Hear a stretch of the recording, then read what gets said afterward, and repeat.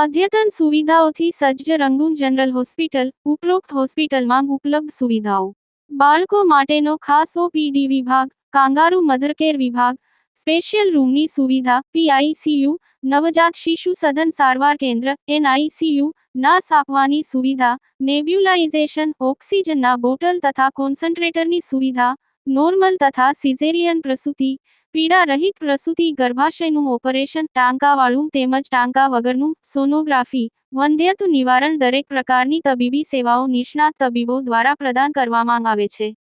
સરનામું: રહાડપોર ગામ પાસે, તાલુકો, જિલ્લો ભરૂચ. 15 વર્ષથી પાલેજમાં જૂના અને જાણીતા computer, laptop, CCTV camera service, printer repairing તેમજ નવા અને જૂના કોમ્પ્યુટર લે વેચ કરનાર.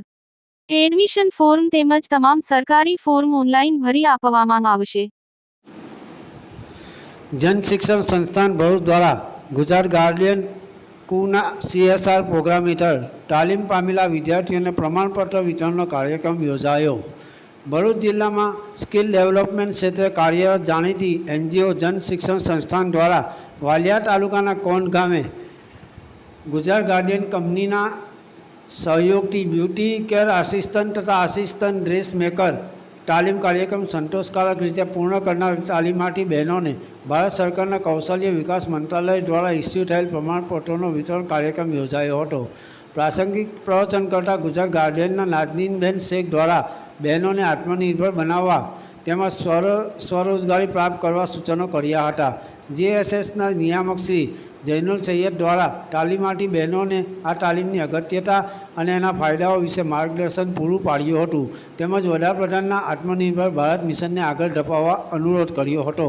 આ કાર્યક્રમમાં પ્રમુખ સ્થાનેથી ગાર્ડિયન કંપનીના યતિનભાઈ છાયા દ્વારા બહેનોને આ સ્કિલ ટ્રેનિંગ પ્રાપ્ત કર્યા પછી સ્વરોજગારી માટે આગળ વધવા તેમજ પોતાના ઘરે નાનો રોજગાર શરૂ કરી તેની માહિતી સોશિયલ મીડિયામાં શેર કરવા સૂચન કર્યું હતું.